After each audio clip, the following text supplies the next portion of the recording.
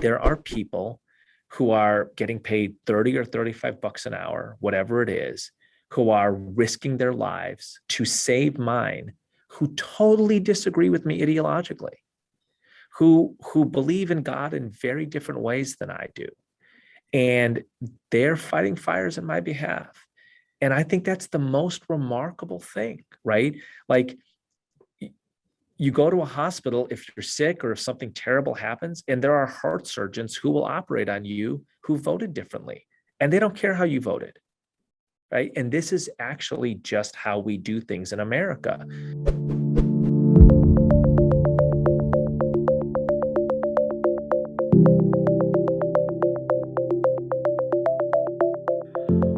What could go right? I'm Zachary Karabell, the founder of the Progress Network, and I am joined, as always, by Emma Varvaloucas, the executive director of the Progress Network.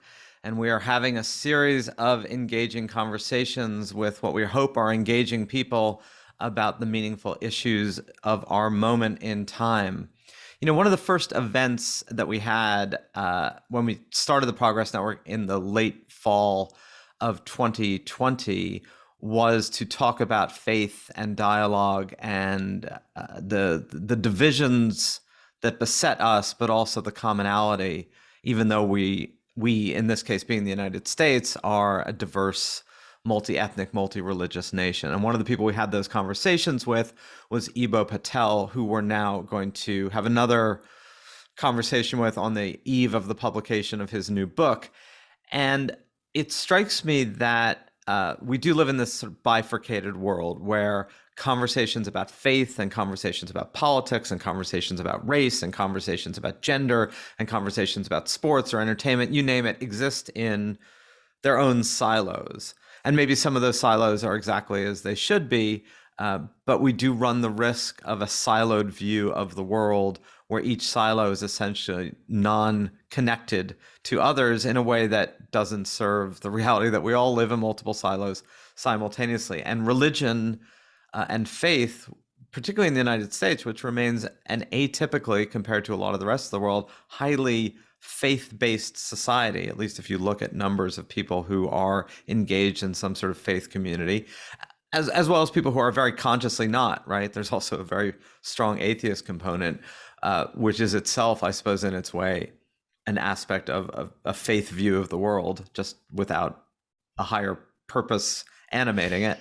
And Eboo and this conversation, I think, are a way for us to try to break down some of that siloed reality and think about, okay, who are we in our daily lived reality, not just what story do we tell about the world that we're living in every day in a way that may or may not incorporate the multiplicity of our own identities and experience.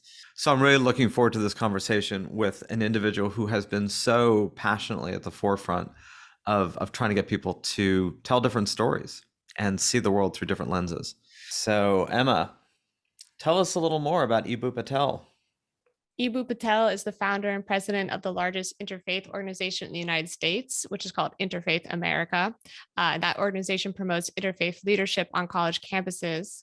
And he also served as a former faith advisor to President Barack Obama. He's the author of several books, including Acts of Faith and Sacred Ground, as well as his newest book, which we're going to talk to him about today, which is called We Need to Build Field Notes for Diverse Democracy. So we're excited to have this conversation with Eboo. So Eboo, once again, it's really a privilege to have this conversation with you. You and I have been talking in various guises and various forums over the past 15 years, and I've watched and listened to your emergence and evolution as a profound and compelling and empathetic leader in an area of our society that gets, I think, not the attention because it's not screaming outrage from a soapbox. It's kind of the obverse of that and the antidote to that, right? It's the attempt to get people who might otherwise be on that soapbox shouting to step down, tone down, and try to communicate with each other. And initially, the organization you called the Interfaith Youth Corps, and we're focused, I believe, primarily on helping younger people who have different backgrounds, faith backgrounds in particular, get to know each other, to really confront, but not in an aggressive way, engage in the perspective of an other who they might have otherwise seen as alien and perhaps hostile and threatening. And you've now renamed this Interfaith America, which I know you're sort of rebranding, in if I can use that word for something that is not commercially driven. But tell us like what the evolution is of your own identity within that, what you've learned from. Tell me what you've learned for the past 15 years, Right. and what you're trying to do and how that's changed going forward. Sure. So thank you, Zach and Emma, for having me on to talk about, the transition from Interfaith Youth Core to Interfaith America and my new book, We Need to Build. I appreciate it a ton. So, the United States is the most religiously diverse nation in human history and the world's first attempt at religiously diverse democracy. And we actually do this quite well, and we should acknowledge and celebrate that, right? And I think one of the examples I give in my book is, imagine if every faith-based institution in your city disappeared overnight. And this isn't just the mosques, churches, synagogues, temples, gurdwaras, as important as those are for worship and also for things like hosting AA meetings and running soup kitchens.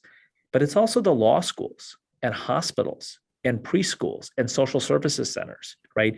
Something like half of American civil society is inspired by and emerges from diverse faith communities.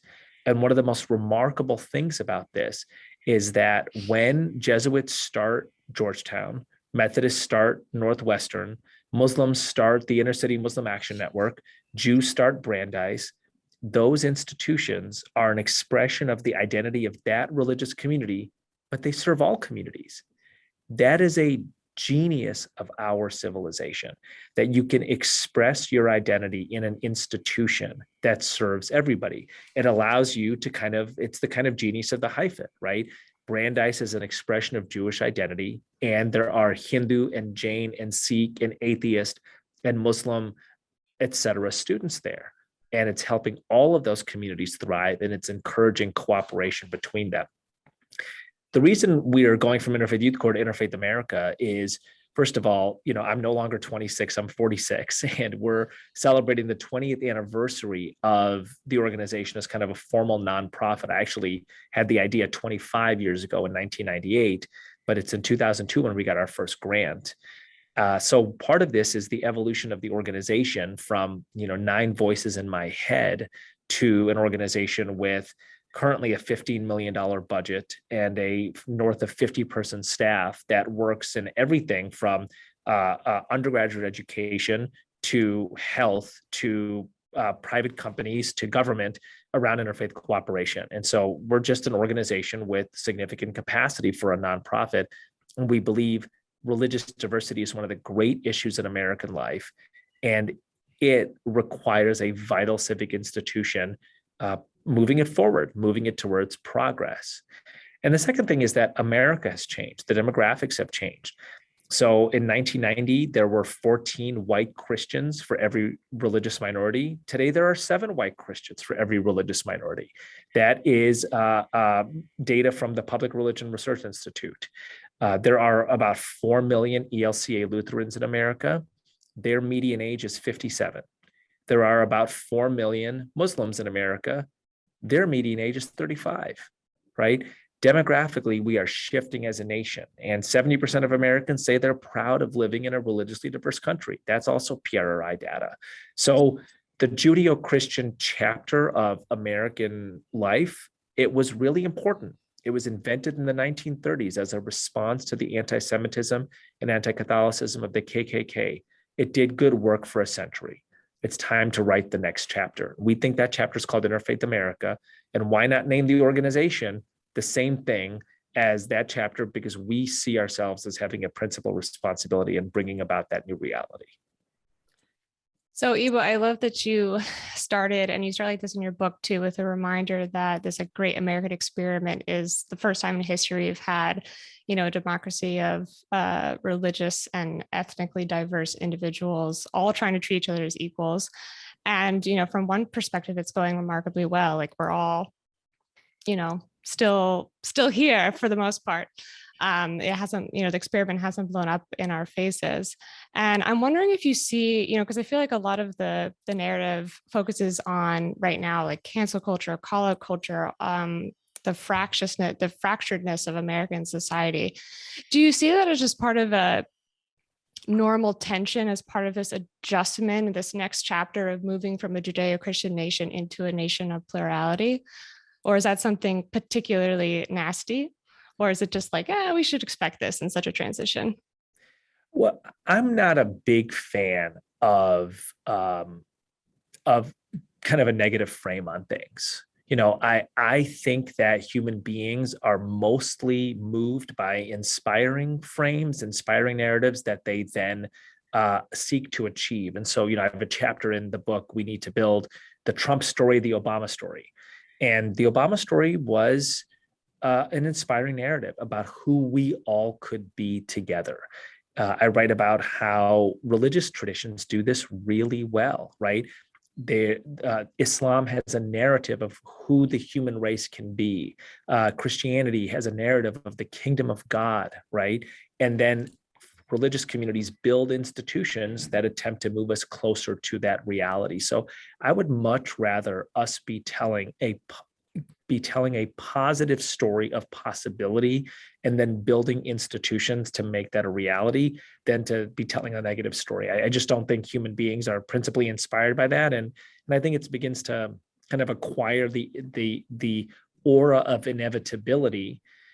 And, the other thing is that weirdly, there's this sense that sophistication lies with the negative people. Right. And this was the case when I was in college in the 90s, and I fell into this trap, right?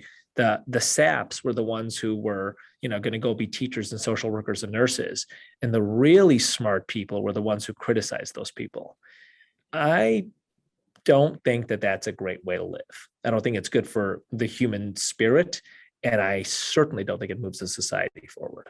So on that, one of the things you've staked your work on is that if you bring people together and have them interact in a constructive environment around difficult issues or issues they perceive to be difficult, right? And part of, I think, what you've been trying to say is maybe it's not as challenging to interact with people whose views you think are objectionable, but turns out their moral framework may have a lot more overlap. The devil's advocate pushback to that is, in spite of the belief that if people just got to know each other better, they would find common humanity and work together, there's ample examples of people getting to know each other and finding that they really dislike each other even more and find each other even more objectionable. So what do you do about that? So this is a little bit back to what Em and I were just talking about, right? Which is you can find, it's like Aristotle or the Quran, right? You can find in the human experience anything you want. I think a social change approach that says, let's look for the bright spots and ask how to do more of that. Let's look for the places where cooperation is most remarkable and ask, how do we do more of that? That's the general approach that I would advocate and that I like. Having said that, we do this really well in the United States. And, one of the examples that I write about in We Need to Build is the reality of the city of Mostar in Bosnia-Herzegovina. And the New York Times story on this begins with the image that when there is a fire in the Bosnian Muslim part of town, the Croat Catholic Fire Department does not respond, and vice versa. And it's a city that is not in a situation of hot conflict, that is entirely segregated. They have different garbage companies for different ethno-religious neighborhoods, right? It's entirely segregated along ethno-religious lines. And I was thinking about this as I was in Oregon a couple of summers ago, and there are wildfires all around. And I'm thinking to myself, there are people who are getting paid 30 or 35 bucks an hour, whatever it is, who are risking their lives to save mine, who totally disagree with me ideologically, who believe in God in very different ways than I do. And they're fighting fires on my behalf. And I think that's the most remarkable thing, right? Like, you go to a hospital if you're sick or if something terrible happens, and there are heart surgeons who will operate on you who voted differently, and they don't care how you voted, right? And this is actually just how we do things in America. And it's not just intense things like firefighting and heart surgery. It's also how little leagues run. It's also, for the most part, how PTAs run. It's the genius of our civilization. It's civic pluralism, which is that people of one identity work with people of different identities and divergent ideologies to support spaces in which our well-being all depends. PTAs, little leagues, hospitals, et cetera, et cetera. I think that there is a danger of that fraying. There are more and more stories of fights at YMCAs, right? Over t-shirts that people are wearing or the news channel that's on. I think protecting our civic pluralism is about the most important thing that we can do, and recognizing that that pluralism is built by particular identity communities, right? YMCAs, Young Men's Christian associations, right? Our civil society is built largely by diverse religious communities whose particular institutions serve everybody. I think that that is a remarkably important thing. It ought to be recognized, celebrated, and supported. And the book We Need to Build is really about that. And so is the organization, Interfaith America. I mean, Eboo, I love all the examples that you just painted of all the different ways that people of different ideologies, behave together in the United States, because certainly I think that we take it for granted. So it's nice to see those concrete examples. And as far as what you're talking about as the danger of those fraying, what is your best advice for how we can protect those, both from a lot of your book is focused on advice for activists, how to be calling people in more than calling people out. And I was also wondering about best advice if you're on the other side of that equation, right? If maybe you're not particularly an activist, but how we can sort of soften ourselves up and open ourselves up to expanding, the circle of people in our lives and continuing the project of making America better and better. Yeah.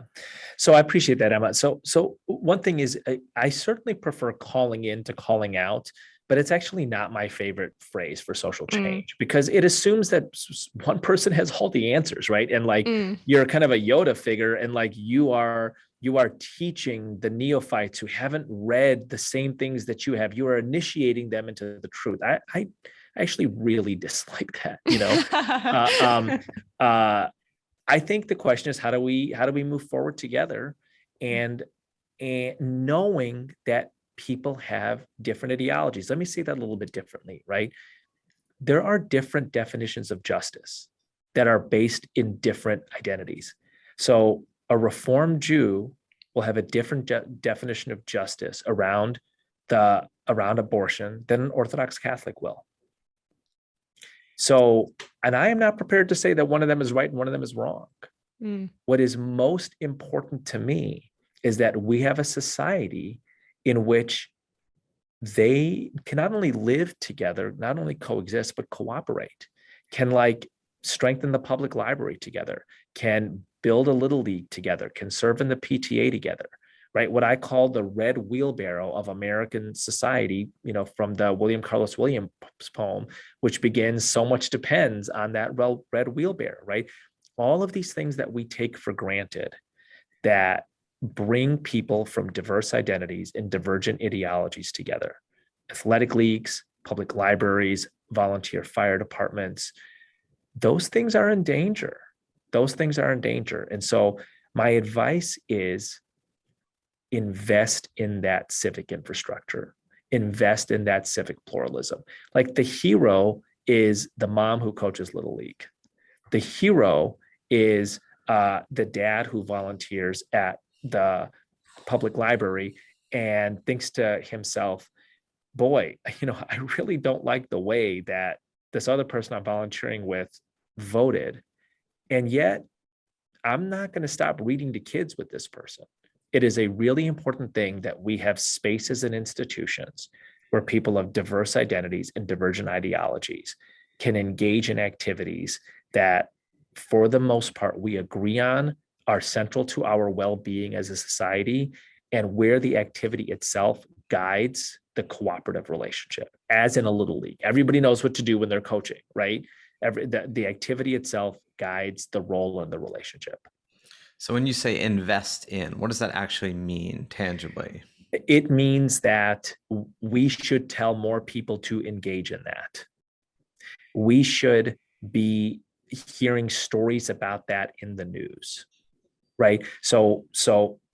I would be really interested in a story about the politics of the firefighters, of the people who fight fires in Arizona, California, and Oregon, and the people who vacation, the politics of the people who vacation next to the places in which wildfires are spreading out of control, and have this image of a group of people risking their lives to fight fires who have one particular religious point of view and a particular politics and ideology, and the people who fly into that place for 2 weeks to enjoy the bike trails and fishing streams, right? And to think this is actually the strength of American democracy, that we rely on each other, we work together, we cooperate across lines of disagreement. Now, let me be clear, there are limits, okay? I'm not buying a brownie from the KKK bake sale. Like, I'm not interested in the Nazis, doing a road cleanup, right? There are limits, but the line cannot be drawn at, let's say, 74 million voters, right? The line has to be drawn truly at the extreme edges. And we ought to celebrate, train, prepare, invest in, strengthen the civic spaces and institutions that bring people from diverse identities and divergent ideologies together. Eboo, one thing that's interesting about the 74 million voter reference is that we all have these tendencies to see someone and say, okay, you voted for this person or that person. Maybe you have this color skin or that color skin. You have this religion or that religion. And from those, little clues, we tend to think, you're this way or that way, your politics are this way or that way, when we might be completely wrong. And you talk about this in the book, that it's such a mistake to look at someone or learn one thing about someone and immediately, make assumptions about how the rest of their views are. And since the United States is heading towards being a majority minority nation, interracial marriages are up and up and up. I think, actually, I don't know about numbers about interfaith marriages, but I imagine that they're higher than they were. Up and up and up, for sure. Up and up and up. There you go. I was wondering what you think about that. Like, is that by nature a positive thing, that it's going to make it harder to make knee-jerk assumptions about other people's views and identities? Yeah. So, I write about this a lot in the book. I write a lot about what I call the challenge of creating an identity politics, so to speak, which is to say, the tendency of assigning our favored politics to our preferred groups, right? When actually the data shows us pretty clearly that is not true, right? For the most part, Hispanics do not like the term Latinx, whatever theory you might be reading in your graduate seminar, right? 25% of Latinos, Latinas, Hispanics say they've never, only 25% have heard the term, and only 3% prefer it. So what is truly polite is to call people what they prefer to be called, right? That is an excellent example, I think, of assigning your favorite politics, or in this case, a linguistic descriptor, to your preferred group. I talk about this also as the kind of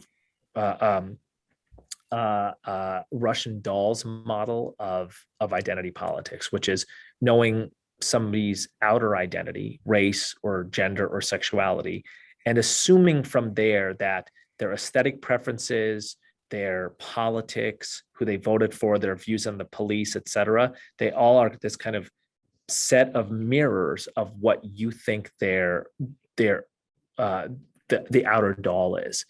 I think that's a mistake. I think that not only is it kind of a strategic mistake, right? Like, don't, if you're recruiting voters for a candidate, you should probably call them what they want to be called, or that they're going to be turned off. I think it's kind of a violation of personal dignity. It's a violation of personal dignity. And I think it is a real problem when it comes to how we think about identity. And I think identity is really important. I think it, I started an organization based on identity and diversity, but to assume that because somebody is Muslim, you know who they voted for, you're likely to get into trouble around that. The second thing you're saying, Emma, which I think is a really interesting question, of course, is what does majority minority mean? What happens in a world of mixed races and interfaith marriages, et cetera. So I've got two kids. I've got an almost 15-year-old and a 12-year-old.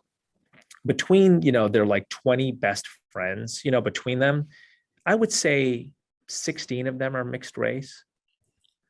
And if you were to line the 20 of them up, you couldn't tell the difference. You couldn't tell a skin color difference between the Greek kid and the Palestinian Mexican kids, right?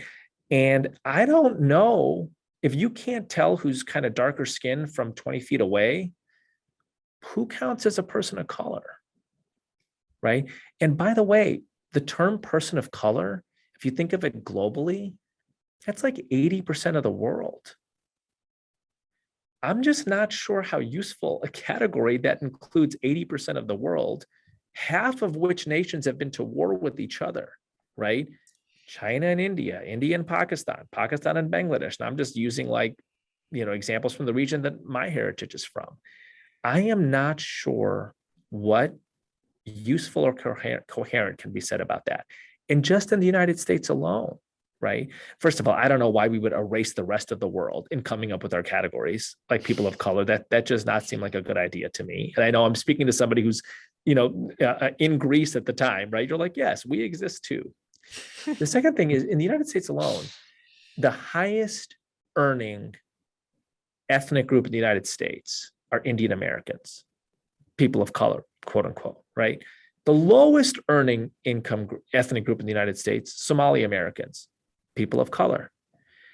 Somebody tell me what a family that makes $125,000 a year, median age of an Indian American, median income of an Indian American family, at least a couple years ago, and a family that makes $35,000 a year, Somali American median income, what those two families are likely to have in common.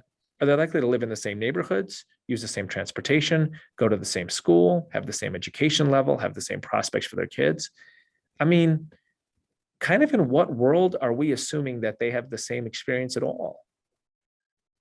So much of what you're saying is so manifestly true on a lived level. And some of this is also, we have a narrative and have for a long time of two-parent families and suburban American and white picket fence, even while just the sheer multiplicity of different family arrangements as well as the urbanization of so many individuals, meaning, home ownership is a thing, but it's still 40% of the country doesn't own homes, and many of them not because they can't, just because they don't. So we have a narrative of who we are, and then we have the reality of who we are. And maybe because the United States is both creedal and story based, right? We are a country founded on a story, not on a history, not on a shared religion, ethnicity, you name it. We're very good at telling ourselves a story of who we are. The problem is how often that story is more of a platonic ideal that has very little or only tangential relationship to the lived reality. And you're speaking to the lived reality, right? And also quantitative data. No, but I meant, yeah, that's what I meant, like a lived reality as a real reality. Yes, right. As opposed to the story, which is a story, right? And part of the problem, though, is so much of our public discourse, whether that's what goes on in the central, i.e. federal government, or even a state capital, and then the news and the discussion around it really doesn't include a lot of what you're talking about. You know, it's about Republicans and Democrats. It's about extremes versus extremes. It's about, you know, woke versus Christian America. It's about critical race theory versus traditional values. You're very much in the process of living a different reality and bringing people into that. What's your experience been of trying to get that story? You're about stories. A lot of what you've done is stories. Yeah. Get that story to sit at least in some level of juxtaposition with a completely other series of stories that dominate the conversation. Right. Well, let's see how this book does, right? I mean, that's why I wrote this book, and this is my first podcast about this book, and I'm grateful for that. So thank you. Look, what my organization, Interfaith America, does is really three things. Number one, we tell a story in the world. We tell a story about a nation of people from different religious backgrounds, from atheist to Zoroastrian, who come together to, number two, create civic spaces that can gather people from diverse identities and divergent ideologies. And again, I will say it again and again and again, it is the American genius. It is the beating heart of our civilization, right? The fact that we have universities started by Catholics for the purpose of advancing Midwestern Catholic boys in the middle of the 19th century, when Catholics were highly discriminated against, that admit Muslim students. I'm telling the story of Notre Dame and my dad, you know, like that is a remarkable thing, right? I want to tell the story of a nation that takes pride in that and does it reasonably well in its civic spaces and institutions.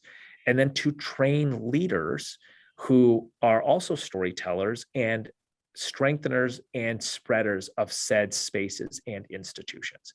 That's really the work of Interfaith America. And we call this, you know, speaking of story, another story we're trying to change is the story of America as a melting pot. We say America is much more like a potluck. It welcomes the diverse contributions of distinctive communities, right? You want people from a range of backgrounds bringing their ethnically, religiously, racially inspired dish to the common table so that the whole nation can feast. You don't want people of a single ethno-religious background all bringing the same dish, right? As much as I love biryani, I don't want an entire potluck of biryanis, right? And I certainly don't want an entire potluck of casseroles, right? You don't want to erect barriers to people's contributions. Barriers are prejudice, bigotry, etc. It's a violation of their personal dignity, but it's also less dishes at the table, right? That's stupid. You don't want a giant melting machine outside the door so that it melts the biryani and the casserole and the crusty bread and the awesome dip into the same goo, right? We're a potluck nation, not a melting pot. We are Interfaith America, not Judeo-Christian America. And people build the civics that we are the ones who tell these stories, and we are the ones who build the civic spaces and institutions, the hospitals, the little leagues, the volunteer fire departments, the colleges and universities, the social services, the preschools, et cetera, that give life to that. I guess I'm thinking a little bit about it. It's a little bit of a repeat of what I said before, and also Zachary, like, how do you bring people along for the ride? The people that are like kicking and screaming about this, who don't want to move forward, you know, how do you, I don't know, I guess, push them past or get them over maybe some fears that they may have, or, you know, because there's a deep shadow side of the United States as well, right? And we don't want to count those people out of the new future. I definitely don't want to count those people out, right? Like I said, 74 million people who voted differently than me are not my enemy. And I think actually the great hope and story of American history is that our great heroes, right? The Jane Addams and Martin Luther King Jr.'s of the world, part of their genius was to not be derisive or dismissive to the people they disagreed with, because they knew they had to live with the people they defeated. Right? That is a remarkable insight that they had. you have to live with the people you defeat. Maybe 0.001% of them you can put in jail, right? Like the insurrectionists of January 6th. The rest of them you got to live with, right?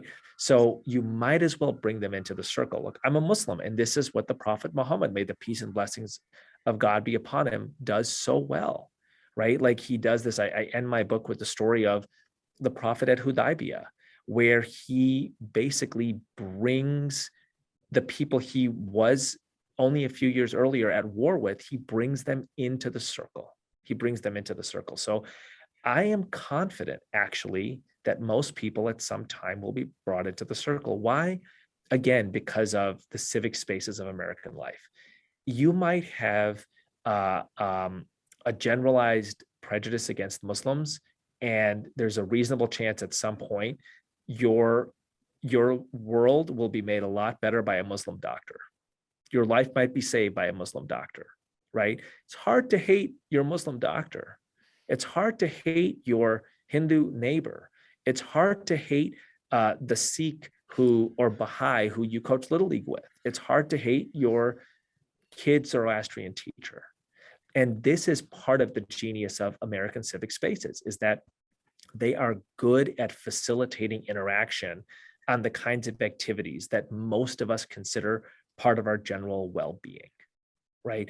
And this is why the kind of alternative dystopia of a Mostar is so scary, because they have their civic spaces and institutions are only for particular groups.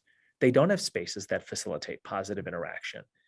And most of our civic spaces actually do that, but I think that they're threatened, right? And we don't have a Jewish versus evangelical holy war, but we are sacralizing our ideological divide. People have a religious devotion to disliking people who vote differently. There is a sense that sophistication and like somebody's like religiosity, their membership in a group is best measured by how much they hate the other side. There's a great line, right? We're a church held together by our hunt for heretics. I think the goal is an ever widening circle and not an ever uglier divide. The raised fist should not be our symbol of social change. The outstretched hand should be our symbol of social change.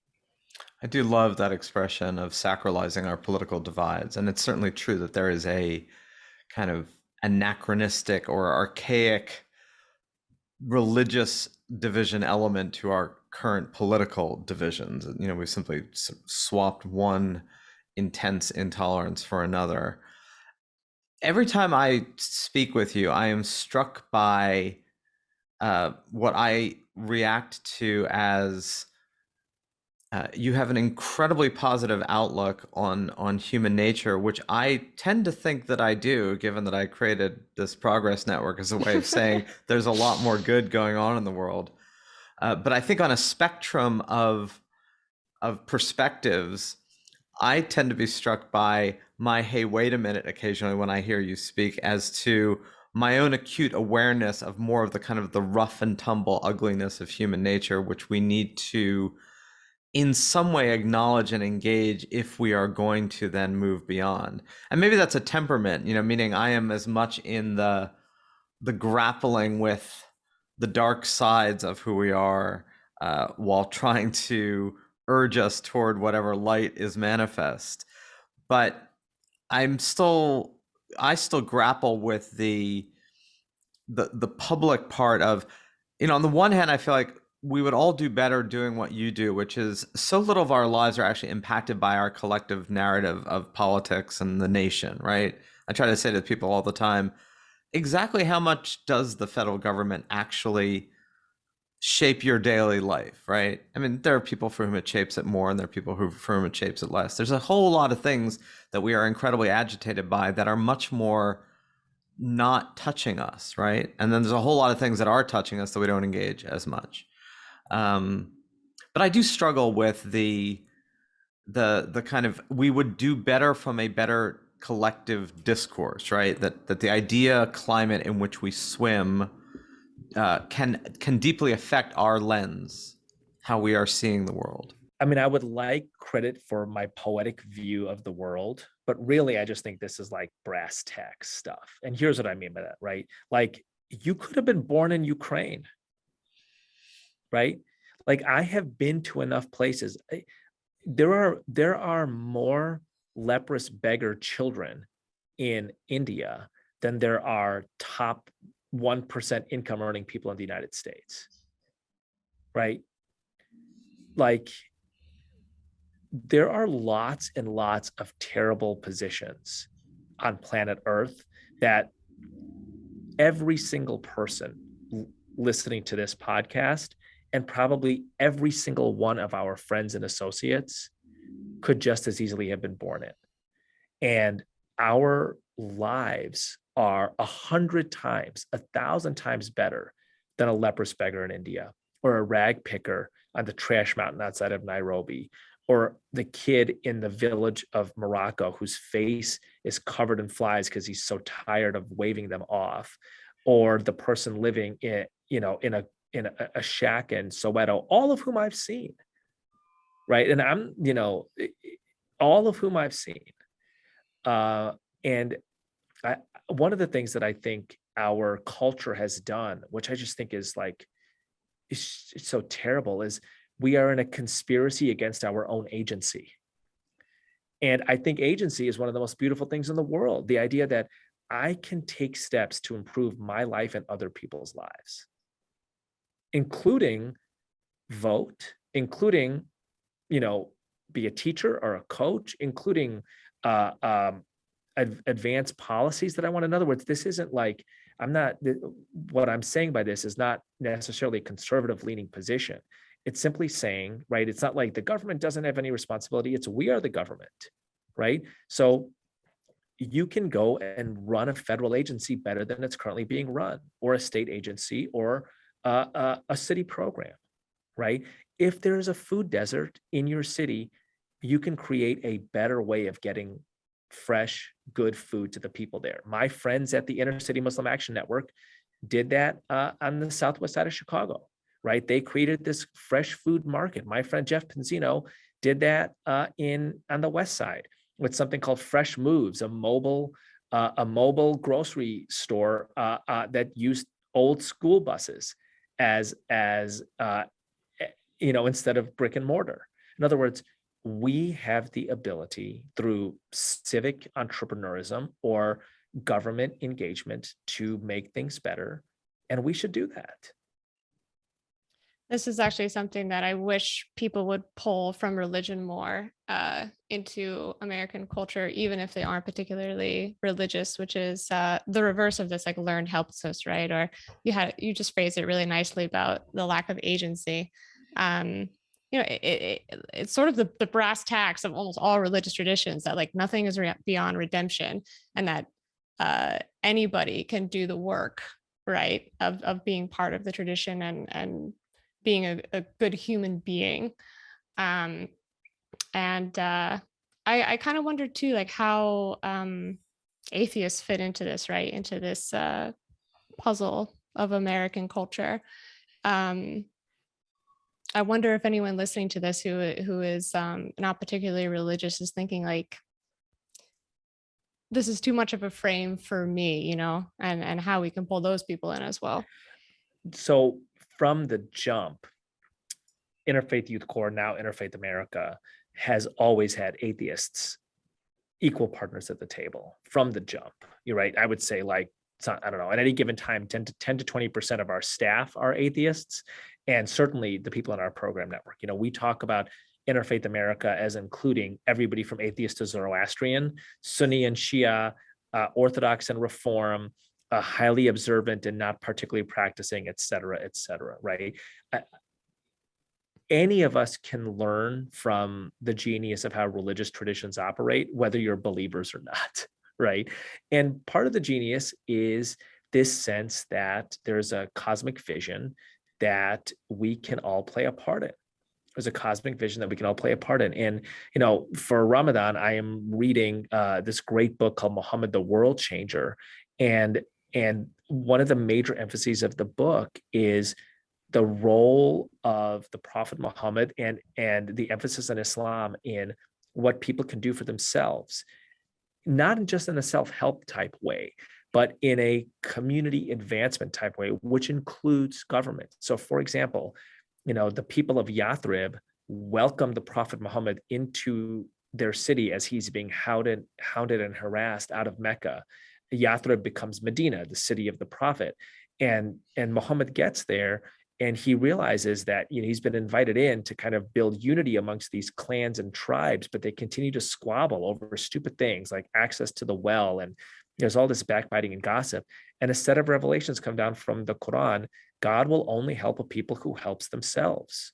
And the Prophet gathers these kind of squabbling Medinans together to build a community center that's called a masjid, right?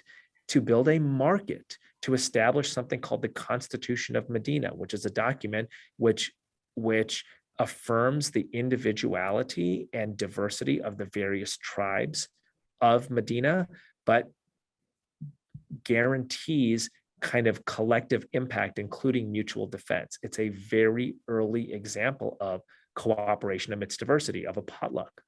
And so this notion of what can we do to improve things individually, as a civic community, through government, that's really important. And I think one of the great dangers of our time is this sense that my job is to tell you what you are doing wrong, right? The thing that it is a legitimate thing for me to raise my fist and to oppose you, and then my job is done and somebody else is going to come fix it.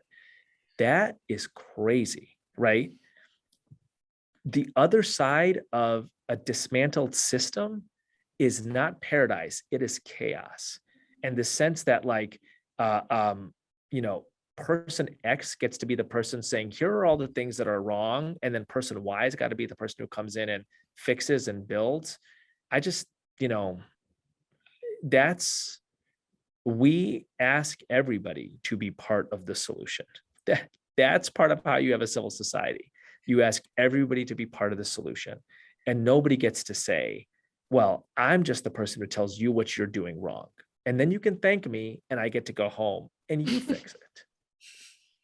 And by the way, that idea of nobody gets a free rider on our collective problems, or the inability to do anything about them. Because, one of the mantras I was thinking of when we created the Progress Network was the future is unwritten, and that we are all in the process of writing it, and that it's kind of up to each of us to write it well, as opposed to there is this preordained path and we're simply along for the ride. That ride might be terrible, that ride might be magnificent, but we're along for it. And no, that it's incumbent upon all of us to kind of write that future, just like it's incumbent upon all of us, as we've talked about over the years, to use our history well. Right? There's a lot of stories in our past.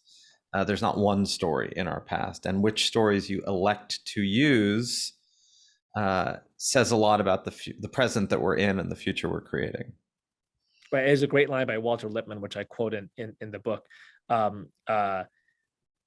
People, what's the story that is told will determine at any given point how people will act. Right.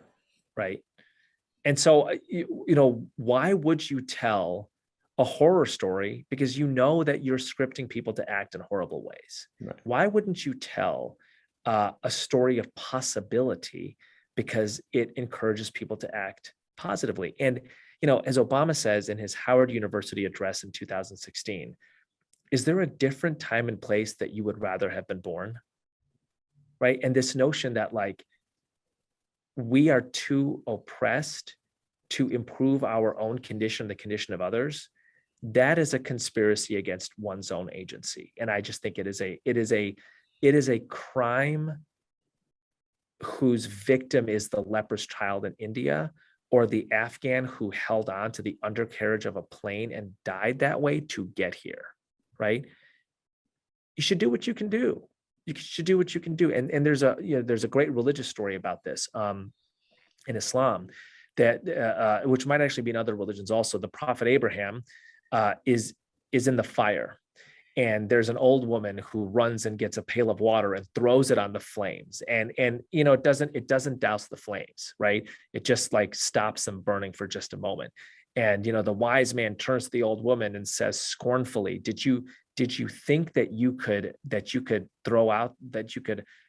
douse the fire with your lowly pail of water? And the woman says, let it be known that when the prophet of God was in the fire, I did what I could. Just to be clear, none of us, I think, are saying that the past and the present are not littered with atrocities, or that one should not confront the ugliness of the past and the problems of the present. It's in what frame does one do so? And that's sort of the point of Obama. It's not to gloss over or to make light of what has been problematic and what is. It's the context in which you do so. Do so from a perspective of both possibility and the endless human capacity to meaningfully solve problems, many of which have been produced and created by humans. And we're all where we are because other people took that approach, right? And so, one of my favorite speeches by King, I think this is actually the last speech he gives, Memphis, 1968, the night before he's killed, right? He opens by kind of doing this tour de force of history and says, I think about Athens, I think about Rome, I think about when Jesus was born, I think about when Martin Luther nailed his 95 Thesis to the Diet of Worms. I think about all these places and I ask, what would I have wanted to have been with Lincoln when he signed the Emancipation Proclamation? Would I have wanted to have been with Socrates in Athens? And he says, actually, I'm glad that God created me now. I'm glad that I'm alive now because God is moving in the world in a special way and we get to play a role. And here's a guy who's like, jailed in Birmingham, stoned in Chicago, et cetera, et cetera. And he is like, thank God that I've been born now because I can make a difference now. Why not have that? Why not have that attitude? That's free. That attitude is free, right? Reading the book, I kept on being reminded too of the Tibetan monks who have been put in jail in Tibet and tortured by their jailers, and they come out of it saying like, no, of course I love my Chinese jailers. They taught me the lesson of love. But I just wanted to add really quickly to Zachary's point too, that for you, Eboo, we should also say this isn't just rhetorical. Like you talk about in the book that you've had plenty of your own experiences with racist incidences in the United States in your childhood and past that. So you have also gone through your own personal crucible here that has helped you develop this worldview. I mean, yes. And I wouldn't say that, I didn't come to physical harm or anything like that, but absolutely, I navigated American racism in a very delicate time in my life in really ugly ways, for sure. And I'm not unique in that. I'm not unique in that. And nor am I preaching, like I'm also not the Dalai Lama. This isn't, this isn't like find the worst character in the nation and reconcile and forgive them. This is, listen, figure out a way to cooperate with people with whom you disagree within the normal framework of a diverse democracy, right? And stop attaching religious feeling and an idea of sophistication to opposing other ideologies. Create spaces where people from different backgrounds can come to know one another better and move forward together, recognizing that diversity is not just the differences you like. And I'll say that again, it's one of my best lines, right? Diversity is not just the differences you like. Or as others have said, a moral principle of the first order only makes a difference when you follow it when it's hard. Right. And the First Amendment was not created for your favorite song. Right. So, Eva, thank you for having this conversation. And I want to make sure we keep having them and urge people to go and buy your book, We Need to Build Field Notes for a Diverse Democracy. And I wish you great success with that, with the relaunched, renamed, but still chugging Interfaith America, nay Interfaith Youth Corps, and we'll see what it is in 20 years, but I'm sure it will be the same thing in its evolved guise, just like all of us.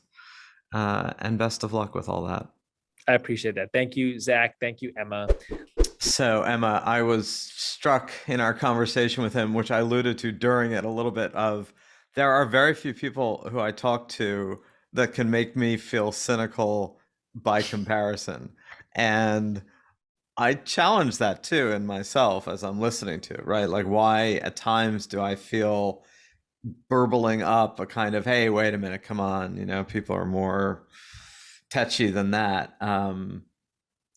Because it's so unfamiliar in the way in which we talk about the world and the way in which we view, we being whatever collective us we have in mind, from a constant perspective and insistence on, as Eboo talked about in the conversation, starting from the place of, I'm just going to insist on looking at who we are, what we've done, and what's possible. Yeah, so it's funny that you felt like the cynicism bubbling up in you, because I was like, yeah, I'm drinking the Kool-Aid. Like, I'm here for the Eboo Kool-Aid. Not that he's giving us Kool-Aid, he's giving us great stuff. But I think it's because, like, I myself am a wash in the Buddhist tradition, and they're always yapping on about how we all have fundamentally good natures. And what's funny about, being a wash in something, and you were alluding to this during the episode, is that starts to creep in as just, yeah, this is how things are. And it's almost irrelevant if it's true or not, because you've decided to see the world this way. And if it's something that affects your worldview towards the positive, it's like 2 thumbs up. Let's do it. And look, it's very hard to be immersed in public policy debates, in politics, in arguments over the pandemic, and maintain that perspective. Meaning it requires an intense amount of effort not to get drawn into the negative vortex. And again, from my own personal experience of being engaged in some of those debates, and often being the guy saying, hey, wait a minute, the joke people have when they've read a lot of my columns and writings is like they should all be prefaced with, okay, everyone, let's take a deep breath, or everybody calm down. Even so, just being in those debates, being on Twitter, right? Being in this world of rapid fire, angry, contentious debate, it's very hard to maintain the Eboo Buddhist Emma perspective. Yeah, the Buddhists always talk about Buddhism being that you have to swim upstream, that, it's always going to be like that. But the ready answer is, like, what's the alternative? Like, if you don't want to be a part of the contentious maelstrom that is, Twitter, you don't want to be part of the contentious, yappity yap, yap, yap, then, well, you got to choose the other way. And Right. It might be hard, but it's a repetitive choice, right? All the time. It's like, I mean, I'm not married, but that's what they say about marriage, right? It's you wake up and you choose to be with your partner every day. It's the same thing. You choose to be with your positive outlook every day. Absolutely. And I think, the thing we didn't get into with Eboo as much is a lot of what he does is also actually do the work, right? It's not just talk the talk, he walks the walk, he convenes people, he gets people to really develop the muscles. Right. Look, it's the same muscles from marriage, from living in a community, from living proximate to people, of how do you wake up every day and acknowledge the other and acknowledge other people and their needs and their perspectives and their views, trying to see the world through their eyes. And he does a lot of that. Eboo does in creating workshops and helping people, like really training people. We did this a little with Braver Angels and with some of John Wood's work. So there's a number of people we've had these conversations with who are not just articulating an ideal, they're actually trying to help people learn to live those ideals. Right. They're like workouts for for you're developing your ideals. I like that. I really like that analogy of you're developing the muscles, because if you do a daily workout, eventually that muscle is so strong that it doesn't matter that you're in the midst of hard policy debate or a Twitter fight. Like the muscle is there for you. Absolutely, that muscle, you make it strong, and you make it strong by repetition and dedication and focus. Mm-hmm. And hopefully these conversations are part of that as well, that they are part of the mix that leads in that direction. At least that's the goal. We're part of your daily idealism workout here at What Could Go Right. That's right. So go grab a drink, towel off, join us next time. Thanks so much. Thank you, Zachary.